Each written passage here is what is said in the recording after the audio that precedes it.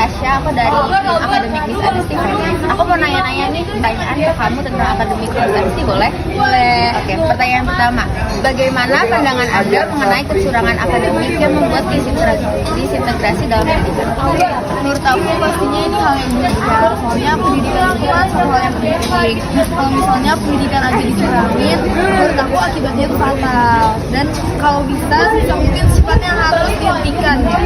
Lanjut ke pertanyaan kedua ya. Menurut kamu apa cara-cara yang dapat dilakukan untuk mengurangi kecurangan akademik? Contohnya kayak skripsi dan penggunaan AI.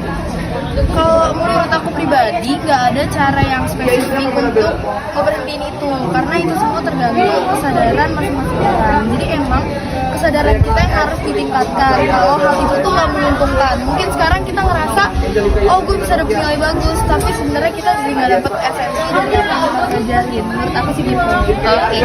Oke, lanjut ke pertanyaan ketiga ya, Ci. Apakah ada pendapat tersendiri mengenai metode belajar di kelas oleh dosen yang menjadi pemicu terjadinya kecurangan akademik? Kalau menurut aku mungkin kadang dosen yang sering gak masuk. Nah, menurut aku itu ngaruh banget karena mahasiswa tuh jadi gak ngerti materinya apa, mereka gak dapet informasi, jadi akhirnya mereka memutuskan untuk melakukan kecurangan karena mereka gak ngerti. Apa motivasi utama dibalik perilaku akademik dishonesty di kalangan mahasiswa?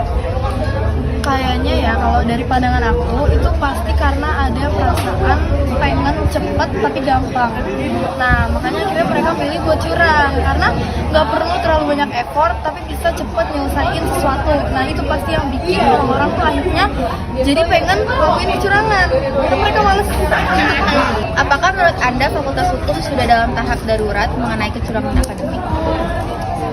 Karena aku belum lama di sini ya, jadi aku belum terlalu tahu. Cuman kalau dari aku lihat sih di lingkungan sekitar aku sejauh ini masih aman-aman aja ya, belum yang terlalu parah. Yang mungkin ada sedikit kecurangan, cuman masih oke lah ya, masih nggak terlalu parah, masih ada effortnya aja. Ini pertanyaan yang terakhir.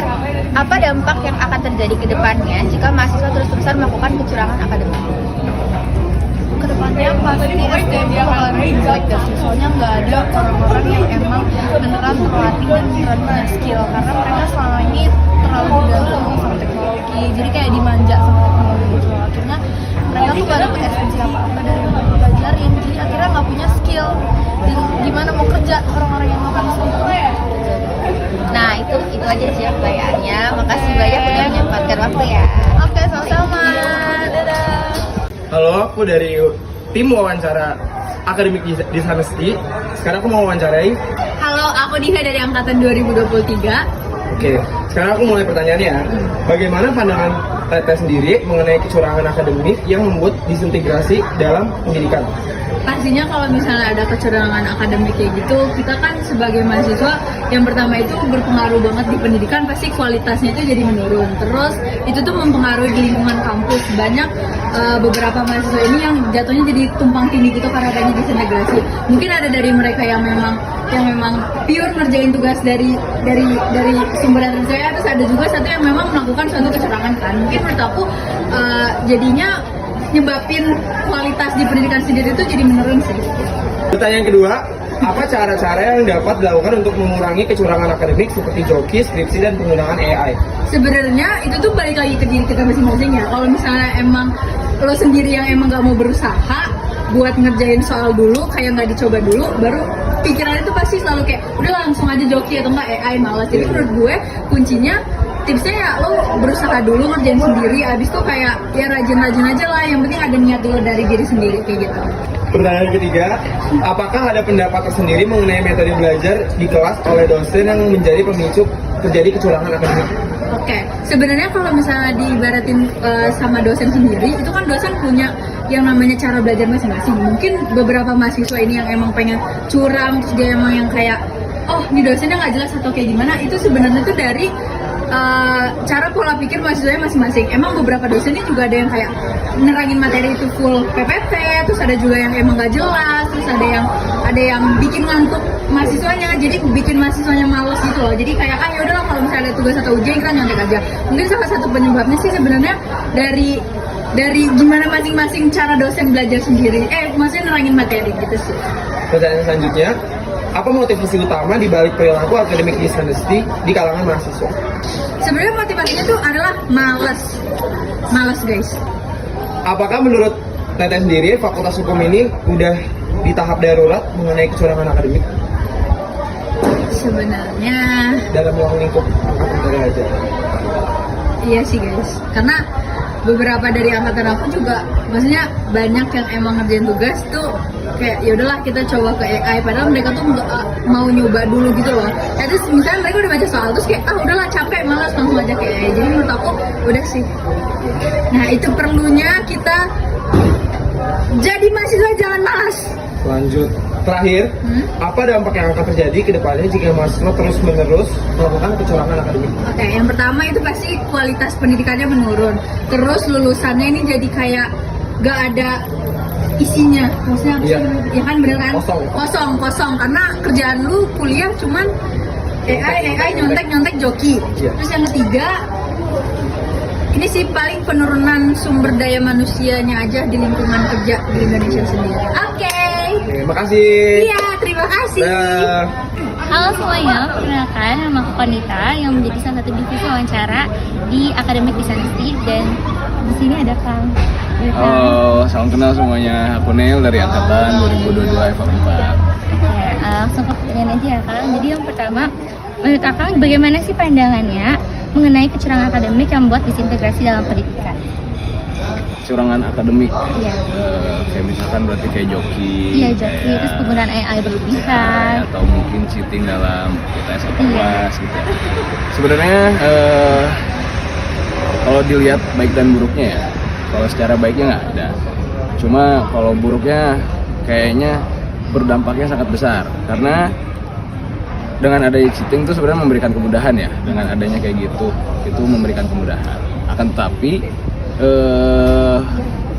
kadang kita bisa melihat gitu taraf seseorang tuh kayak gimana sih dia, pinternya kayak gimana, terus dia dalam cara menjawabnya kayak gimana, sehingga dampak besarnya adalah mungkin saat itu memang dia bisa dapat nilai yang baik dan bagus, cuma dia mungkin secara materi ya tidak akan kuat. Lanjut ke pertanyaan kedua ya Kang, untuk bagaimana cara-cara yang dapat dilakukan untuk mengurangi kecurangan akademik sendiri? Kalau caranya untuk mengurangi ya, pencegahan berarti. Sebenarnya kalau pencegahannya tuh gampang sih, karena kan kalau dari hal kayak gini pun sebenarnya mungkin karena orang itu sendiri malas ya. Jadi inti yang dapat kita pecahkan tuh rasa malasnya dulu. Rasa malasnya harus dikurangi, rasa malasnya harus hilang, harus lebih rajin gitu. Jadi kalau kita rajin, walaupun memang tidak pintar gitu ya, tapi seenggaknya rajin, itu akan mengurangi hal-hal kayak gini. Berarti kita harus lebih rajin berarti ya? Iya. Oke, selanjutnya, apakah ada pendapat tersendiri mengenai metode belajar di kelas oleh dosen yang menjadi pemicu terjadinya kecurangan akademik? Kalau tentang cara dosen ngajar, kalau cara dosen ngajar itu sebenarnya enggak sih, enggak ada ya yang memicu. Tapi ada sih yang bisa memicu, kayak misalkan, karena kan kita ini sekarang udah mahasiswa ya, cara ngajar dosen tuh beda-beda. Ada dosen yang hanya memfasilitasi, ada juga dosen yang masih nyuapin kayak dulu di SMA, kayak guru gitu.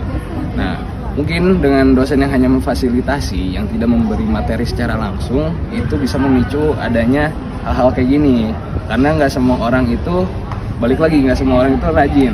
Nggak semua orang dia belajar dulu sebelumnya atau ngulik dulu materinya dikit-dikit gitu. Maka ketika dapat dosen yang hanya memfasilitasi ya, untuk misalkan di kelasnya dengan tanya jawab gitu, dia udah keburu malas, dia nggak dapat materinya, ngerasa nggak dapat materinya, padahal gitu kan. Dengan dosen yang kayak gitu biasanya lebih enak, lebih gampang untuk ditanya, lebih gampang untuk mendapatkan materinya kayak gitu. Mungkin salah satu metode itu yang membuat orang kayak, aduh, gue nggak dapat materinya nih, kayaknya udahlah, di tes besok bakal cheating aja.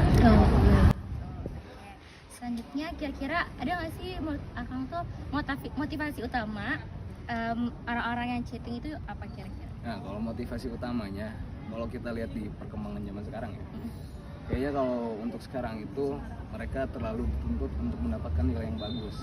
Jadi mau nilainya mau gimana pun caranya yang penting nilainya bagus gitu. Jadi semua orang udah mulai menghalalkan segala cara gitu. Jadi kayak mau nggak mau ya udahlah, gue besok gak ngerti tapi ya gue masih bisa pegang HP atau masih lihat catatan gitu. Makanya orang mungkin motivasi besarnya adalah gitu, dia lebih baik nilainya besar dibandingkan harus jujur. ya dibandingkan harus jujur. Jadi dia terhadap materinya memang kurang kuat gitu, sehingga ya walaupun memang nilainya A misalkan, tapi mungkin terhadap materi yang dia kuasainya pun kurang. Selanjutnya, menurut Akang sendiri, Fakultas Hukum itu sudah dalam tahap darurat mengenai kecurangan akademik atau masih belum gitu, masih aman aja? Kalau dibilang darurat atau nggak bisa sih dibilang darurat gitu. Karena taraf darurat orang-orang beda-beda, dan kalau dari lingkungan gue sendiri itu dilihat kayaknya masih dikit deh gitu. Walaupun memang ada aja, tapi kalau dibilang darurat tuh nggak, karena nggak separah itulah gitu. Tapi kalau dibilang ada orang yang melakukan tindakan kayak tadi, ada gitu. Cuma kalau dibilang darurat kayaknya nggak bisa deh dibilang darurat. Ini pertanyaan terakhir untuk apa kira-kira dampak yang akan terjadi apabila mahasiswa terus-terus melakukan kayak kecurangan akademik? Kalau dampaknya ini pasti akan panjang gitu. Kayak misalkan snowball effect lah. Jadi kalau misalkan dari sekarang dibiasain untuk cheating, untuk dia nggak belajar secara langsung, dia untuk melakukan ini, melakukan itu, untuk menghalalkan segala cara gitu, itu implikasinya sangat besar nanti ketika misalkan sudah di pekerjaan gitu. Misalkan ketika, karena kita ranahnya hukum gitu ya, misalkan ketika di pengadilan ditanya tentang apa malah diam ngangong, atau mungkin ngeliat dulu yang seharusnya udah hafal di luar kepala gitu. Jadi malah kayak misalkan ditanya oleh penguji atau ditanya oleh siapapun gitu, atau mungkin teman, ketika ditanya tentang hal ini mereka malah tidak bisa menjawabnya gitu. Malah kayak ngangong dulu atau mungkin melihat HP dulu gitu. Itu kan sangat disayangkan dan sangat merugikan orang lain ya, dan khususnya juga merugikan diri sendiri gitu. Mungkin itu implikasi yang sangat besar ketika nanti hal ini menjadi kebiasaan. Oke Kang, itu pertanyaan terakhir yang tadi dari aku. Makasih banyak udah menjawab Kang. Oke, kasih Kang.